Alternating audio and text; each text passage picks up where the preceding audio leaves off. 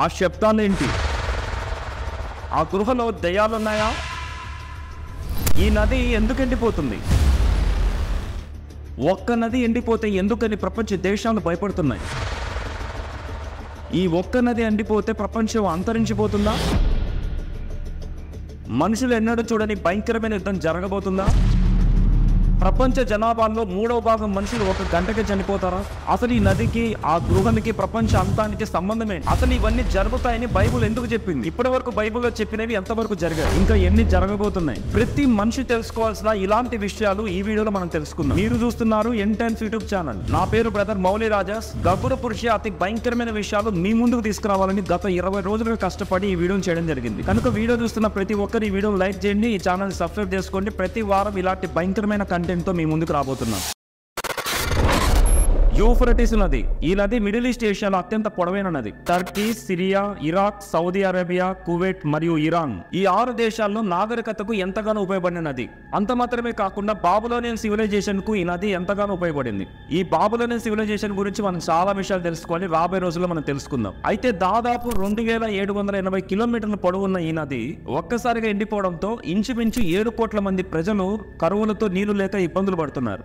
అయితే ఈ నది ఎండిపోవడానికి కారణం ఈ 6 దేశాలు ఒకదాని మీద ఒకటి నిందలు వేసుకుంటున్నాయి. కానీ ఇంత పెద్ద నది ఎండిపోవడం అనేది ఒక అసాధారణమైన విషయం. అయితే ఇదంతా కేవలం బైబిల్లో చెప్పిన దాన్ని బట్టి జరుగుతుందని ఆయా దేశాల ప్రధానులు మరియు ప్రపంచ దేశాల్లో ఉంటున్న న్యూస్ ఛానల్స్ మాట్లాడడం మరింత భయాన్ని కలగజేస్తుంది. అసలు బైబిల్లో ఈ నది గురించి ఏం చెప్పబడింది? ఈ ఒక్క నది ఎండిపోతే ఎందుకని ప్రపంచ దేశాలు భయపడుతున్నాయి? అసలు ఈ నది ఎండిపోతే ఏం జరుగుతుందని బైబిల్ చెప్పింది.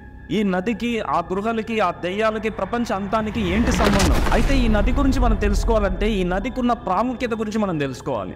దాంతో పాటుగా ఈ దెయ్యాలని ఎక్కడ మొదలయ్యాయని బైబిల్ చెప్తుందో కూడా మనం తెలుసుకోవాలి. అసలు మనం బైబిల్ని ఒక మతపరమైన పుస్తకంగా చూస్తున్నాం కనుకనే మనకు ఎన్నో విషయాలు మనకు తెలియట్లేదు. కనుక ఎటువంటి మత ప్రచారం లేకుండా బైబిల్లో ఏముందనేది అందరికీ అర్థమయ్యేలాగా ఈ ఛానల్ మనం తెలుసుకుందాం. బైబిల్లో 66 పుస్తకాలు ఉంటాయి. దాంట్లో మొట్టమొదటి పుస్తకమైన ఆదికాండంలో దేవుడు ఆదాము, హవ్వని అనగా మొదటి స్త్రీ పురుషులను దేవుడు ఏదెను అనే తోటలో తయారు చేస్తాడు. ఆ తోటలో 4 నదులు ఉండేవి. ఆ 4 నదిలో ఈ యూఫ్రటీస్ నది కూడా ఒకటి. అయితే దేవుడు తయారు చేసిన మొట్టమొదటి స్త్రీ పురుషులు మొదట్లో చాలా సంతోషంగా ఉండేవాళ్ళు. దేవుడు మనుషులని తన పిల్లలుగా తన స్వరూపమందు చేసుకున్నాడని బైబిల్ చెప్తుంది. బైబిల్ ప్రకారం మనుషులకి నరకం గాని మరణం గాని లేవని, కేవలం అది దురాత్మల కోసం దేవుడు నరకాన్ని సృష్టించాడని చెప్తుంది. అయితే దేవుడు ఏ దురాత్మల కోసం అయితే ఈ నరకాన్ని తయారు చేశాడో ఆ దురాత్మలకి ఒకడు ఉంటాడు, సాతాను అనేవాడు నాయకుడు. ఈ సాతాను అనగా దురాత్మ దయ్యం మొట్టమొదటిసారిగా ఈ భూమి మీద ఏదేను తోటలోకి ఎంటర్ అవుతాడు. వీడి యొక్క ముఖ్య ఉద్దేశం ఏంటంటే దేవుడు తన పిల్లలుగా చేసుకున్న మనుషుల్ని వారితో పాటు నరకాన్ని తీసుకుపోవాలనేదే వీడి యొక్క ముఖ్య ఉద్దేశం. అంటే మొట్టమొదటిసారిగా మనుషులు పుట్టింది ఏదైనా తోటలోనే. మొట్టమొదటిసారిగా దురాత్మ అంటే దెయ్యం, ఆ సాతాను గాడు ఎంటర్ అయింది కూడా ఈ యొక్క ఏదైనా తోటలోకే. ఒక్క నిమిషం, ఇప్పుడు ఈ సాతాన్ ఎవరు, అసలు దీన్ని ఎవరు సృష్టించారనే డౌట్ మీకు వచ్చి ఉంటుంది. తప్పకుండా రాబోయే రోజుల్లో ఈ యూట్యూబ్ ఛానల్లో వీటన్నిటి వివరాలు కూడా మనం తెలుసుకుందాం. అయితే మనుషులు సంతోషంగా ఉండడానికి భూమిని తయారు చేసి ఏదైనా తోటలో దేవుడు మనుషుల్ని పెట్టాడు. భూమిని తయారు చేసినప్పుడు మనుషులకి భూమి మీద అధికారాన్ని దేవుడిచ్చి ఈ భూమిని ఏలమని చెప్తాడు. కానీ ఒక్క పని మాత్రం చేయవద్దని బైబిల్లో చెప్పినట్టుగా మనం చూస్తాం. ఏదైనా తోటలో ఉన్న అన్ని పండ్లను తినమన్నాడు, కానీ ఒక్క చెట్టు పండ్లను మాత్రం తినవద్దని, తింటే మీరు నిశ్చయంగా చనిపోతారని చెప్తాడు. అయితే ఈ దురాత్మ అక్కడికి వచ్చి మనుషులతో దేవుడు చేయొద్దన్న పనిని మనుషులతోనే చేపించి, దేవుడు మనుషులకి భూమి మీద ఇచ్చిన అధికారాన్ని వాడు దొంగలించి మనుషులని దేవుడికి దూరమయ్యేలాగా చేసి మనుషుల మీదకి నరకము మరణం వచ్చేలా చేస్తాడు. దేవుడు చేయొద్దన్న పనిని మనుషులు చేయడం ఇది భూమి మీద జరిగిన మొదటి పాపం. ఇక్కడి నుంచే భూమి మీద అపవాదికి అనగా సాతానికి అధికారం దొరుకుతుంది. బైబిల్లో దేవుడు సాక్షాత్తు సాతాన్ని అనగా దయ్యాన్ని, దురాత్మని ఈ భూలోకానికి అధిపతి అని కూడా అంటాడు. ఇంకా సాతాను మనుషులని భూమి మీద వెళ్ళడం మొదలు పెడతాడు. ఈ 4 నదుల్లో యూఫ్రటీస్ నదికి చాలా ప్రాముఖ్యత ఉన్నట్టుగా మనం బైబిల్ మొత్తంలో చూస్తాం. ఎందుకంటే ఈ నదికి బైబిల్లో జరిగిన చాలా ప్రాముఖ్యమైన సంఘటనలకి ముడిపడినట్టుగా మనం బైబిల్లో చూస్తాం. ఉదాహరణకు ఇందాక మనం చూసిన భూమి మీద జరిగిన మొదటి పాపానికి, మొదటి హత్య, మొదటి తిరుగుబాటు, అలాగే బాబులోనియన్ నాగరికతకు, ఇలా బైబిల్లో చాలా ప్రాముఖ్యమైన సంఘటనలకి ఈ నదికి సంబంధాలు ఉన్నట్టుగా మనం బైబిల్లో చూస్తాం. అయితే మళ్ళీ ఇప్పుడు ఈ యూఫ్రటీస్ నది నుంచే ప్రపంచం అంతరించిపోతుందని బైబిల్ చెప్తుంది. ఇప్పటి వరకు ప్రపంచ చరిత్రలో ఏ మనిషి చూడని అతి భయంకరమైన యుద్ధం ఇక్కడ జరగబోతుందని, ప్రపంచ దేశ జనాభాలో 3వ భాగం మనుషులు 1 గంటకే చనిపోతారని, అందుకని ఇప్పుడు యూఫ్రటీస్ నది ఎండిపోతుందని 2000 సంవత్సరాల క్రితమే బైబిల్లో రాయడం అతి భయంకరమైన విషయం. కొన్ని సంవత్సరాల క్రితం ఈ నది ఎలా ఉండేదో చూడండి. 6 దేశాలకు ఈ నది ఉపయోగపడిందంటే ఈ నది ఎంత పెద్దదో మనం అర్థం చేసుకోగలం.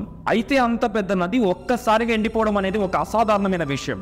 అయితే ఇప్పుడు ఈ నది దగ్గర ఏం జరుగుతుందని బైబిల్ చెప్పిందో మనం చూద్దాం. బైబిల్లో 66 పుస్తకాల్లో చివరి పుస్తకమైన ప్రకటన గ్రంథం.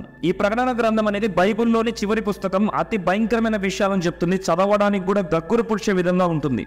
సృష్టి మొత్తం ఎలా మొదలైంది అనేది మొదటి గ్రంథమైన ఆదికాండంలో ఉంటే, సృష్టి మొత్తం ఎలా అంతరించిపోతుందనేది చివరి గ్రంథమైన ప్రకటన గ్రంథంలో ఉంటుంది. ఈ ప్రకటన గ్రంథంలో ఉన్న ప్రతి దాని గురించి రాబోయే రోజుల్లో మనం తెలుసుకుందాం. అయితే ఇప్పుడు మనం మాట్లాడుకుంటున్న ఈ నది దగ్గర ఏం జరుగుతుందని ప్రకటన గ్రంథంలోనే మనం చూద్దాం. ప్రకటన గ్రంథం 16వ అధ్యాయం 12వ వచనంలో, 6వ దూత తన పాత్రను యూఫ్రటీసు అను మహానది మీద కుమ్మరింపగా తూర్పు నుండి వచ్చు రాజులకు మార్గము సిద్ధపరచబడినట్లు దాని నీళ్లు ఎండిపోయెను. బైబిల్లో ఇక్కడ స్పష్టంగా 6వ దేవదూత తన పాత్రని యూఫ్రటీస్ నది మీద కుమ్మరించగా అది ఎండిపోయినట్లుగా మనం చూస్తాం. ఈ నది ఎండిపోయిన తర్వాత ఇక్కడ యుద్ధం జరగడానికి మార్గం సిద్ధమవుతున్నట్లుగా మనం గమనించవచ్చు. తర్వాత ప్రకటన గ్రంథం 9వ అధ్యాయంలో 6వ దూత బూర ఊదినప్పుడు, ఇక్కడ మనం గమనిస్తే 6వ బూర ఊదగా అని చెప్తుంది. అంటే దీనికి ముందుగా 5 బూరలు ఉన్నాయని మనం అర్థం చేసుకోగలం. ఈ గ్రంథం మొత్తంలో 7 బూరలు, 7 ముద్రలు, 7 పాత్రలు ఉంటాయి. ఒక్కొక్కటి జరుగుతున్నప్పుడు క్రమ ప్రకారంగా ప్రపంచం ఎలా అంతరించిపోతుందని స్పష్టంగా రాయబడి ఉంది. వీటన్నిటి గురించి నెక్స్ట్ వీడియోస్ లో మనం తెలుసుకుందాం. అయితే ఇప్పుడు కేవలం 6వ బూర ఊదినప్పుడు ఏం జరుగుతుందో మనం చూద్దాం. 6వ దూత బూర ఊదినప్పుడు దేవుని ఎదుట ఉన్న సువర్ణ బలిపీఠం యొక్క కొమ్ముల నుండి ఒక స్వరము, యూఫ్రటీసు అను మహానది యొద్ద బంధింపబడి ఉన్న 4 దూతలను వదిలిపెట్టుమని బూర పట్టుకుని ఉన్న ఆ 6వ దూతతో చెప్పుట వింటిని. ఇక్కడ మహాస్వరము అంటే సాక్షాత్తు సృష్టికర్త అయిన దేవుడి స్వరంగా బైబిల్ చెప్తుంది. ఇక్కడ దేవుడు కూడా యూఫ్రటీస్ నదిని మహానదిగా పిలుస్తున్నట్టుగా మనం చూడవచ్చు. 6వ బూర ఊదగానే బూర ఊదిన దేవదూతతో దేవుడు ఈ నది దగ్గర బంధింపబడిన 4 దూతలను వదిలిపెట్టమని చెప్తున్నాడు. ఈ 4 దూతలు ఏవైతే ఇక్కడ కొన్ని సంవత్సరాలుగా బంధింపబడ్డాయి, ఈ దేవుడు దూతలు కాదు, ఇవి దురాత్మలు. బైబిల్ ప్రకారం దేవదూతలన్నింటినీ సృష్టించింది దేవుడే. అయితే దేవుడికి వ్యతిరేకంగా తిరుగుబాటు చేసిన అపవాదితో కలిసిన దేవదూతలన్నీ దురాత్మలుగా మారాయి. ఈ దురాత్మలను 4 దురాత్మలు దేవుడు ఇక్కడ ముందుగానే బంధించి పెట్టాడు. అయితే ఇప్పుడు ఈ దురాత్మలు విడిచిపెట్టమని దేవుడు ఆజ్ఞాపిస్తున్నాడు. మనుష్యులలో 3వ భాగమును సంహరింపవలనని అదే సంవత్సరమున, అదే నెలలో, అదే దినమున, అదే గంటకు సిద్ధపరచబడి ఉండిన ఆ 4 దూతలు వదిలిపెట్టబడిరి. ఇక్కడ క్లియర్ గా ఎప్పుడైతే ఈ 4 దురాత్మలు విడిచిపెట్టబడతాయో ప్రపంచ జనాభాలో 3వ భాగం మనుషులు 1 గంటకే చనిపోతారని లేదా సంహరింపబడతారని తెలుస్తుంది. ఇందాక మనం చూసాం, ఎండిపోయిన నది తర్వాత యుద్ధం జరగడానికి మార్గం సిద్ధమవుతున్నట్లు. అయితే క్రీస్తు పూర్వం కూడా ఈ నది దగ్గర ఇరు దేశాలకి గొడవలు రాకుండా నది అడ్డంగా ఉన్నట్లుగా మన చరిత్రలో గమనించవచ్చు. ఇక్కడ జరగబోయే యుద్ధం వల్లనే ప్రపంచ జనాభాలో 3వ భాగం మనుషులు చనిపోతారని బైబిల్ క్లియర్ గా చెప్తుంది. అంత మాత్రమే కాకుండా అసలు ఆ యుద్ధం ఎలా ఉంటుంది, యుద్ధానికి వచ్చే సైనికులు ఎలా ఉంటారో కూడా బైబిల్లో చెప్పబడింది. ఒకసారి మనం చూద్దాం. గుర్రపు రౌతుల సైన్యముల లెక్క 20 కోట్లు. ఇక్కడ కేవలం గుర్రపు రౌతులే అంటే గుర్రాల మీద వచ్చేవారు 20 కోట్ల మంది ఉంటే ఇంకా యుద్ధం చేయడానికి ఎన్ని దేశాలు వస్తాయో, యుద్ధానికి వచ్చే సైన్యం మొత్తం ఎలా ఉంటుందో మనం ఊహించలేము. అసలు ఆ గుర్రాలు ఎలా ఉండబోతున్నాయి, గుర్రాల మీద వచ్చేవారు ఎలా ఉంటారో మనం ఇప్పుడు చూద్దాం. మరియు నాకు కలిగిన దర్శనమందు ఈలాగు చూచితిని, ఆ గుర్రములకును వాటి మీద కూర్చుండి ఉన్న వారికిని నిప్పు వలె ఎరుపు వర్ణము, నీల వర్ణము, గంధక వర్ణముల మైమరువులుండెను. ఆ గుర్రముల తలలు సింహపు తలల వంటివి. వాటి నోళ్లలో నుండి అగ్ని ధూమ గంధకములు బయలువెడలుచుండెను. ఇవన్నీ చదువుతుంటే ఇప్పటి వరకు ఇలాంటి యుద్ధం గానీ, ఇలాంటి సైన్యం గానీ, జరగబోయే నష్టాన్ని గానీ ఎవరు కూడా చూసి ఉండరు అనేది క్లియర్ గా అర్థమవుతుంది. ఈ 3 దెబ్బల చేత అనగా వీటి నోళ్లలో నుండి బయలువెడలుచున్న అగ్ని ధూమ గంధకముల చేత మనుష్యులలో 3వ భాగము చంపబడెను. ఇక్కడ మళ్ళీ రెండోసారి ప్రపంచ జనాభాలో 3వ భాగం మనుషులు చనిపోతారని పదే బైబిల్ చెప్తుంది. ఎప్పుడైతే ఈ నది ఎండిపోయింది ఇంకా ప్రపంచ దేశాలకు భయపుట్టుకుంది. ఎందుకంటే ఈ నది ఎండిపోతుందని కొన్ని వేల సంవత్సరాల క్రితమే భయంకరమైన విషయాలతో బైబిల్ చెప్పింది. ఒక పక్క ఈ నది ఎండిపోయిందని ప్రపంచ దేశాలు భయపడుతుంటే ఇప్పుడు ఎండిపోయిన నది కింద కొన్ని భయంకరమైన గృహాలు బయటపడుతున్నాయి. ఆ గృహాల్లోంచి అతి భయంకరమైన దయ్యాల శబ్దాలు వినిపిస్తున్నాయి.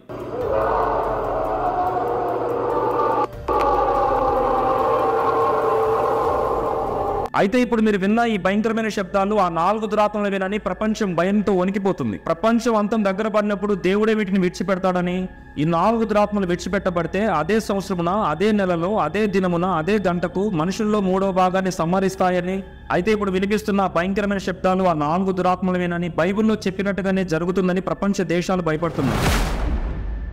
ప్రపంచ దేశ జనాభాలో 3/3 మనుషులు ఒక గంటకే చనిపోవడం అంటే ఒక సాధారణమైన విషయం అయితే కాదు. దాదాపు 250 కోట్ల మంది మనుషులు, ఇంచుమించు 100 దేశాల ప్రజలు చనిపోవడం. ఇప్పటి వరకు జరిగిన మొదటి 2 ప్రపంచ యుద్ధాల్లో కేవలం 7 కోట్ల మంది ప్రజలు మాత్రమే చనిపోయారు, అది కూడా 10 సంవత్సరాల యుద్ధ కాలంలో.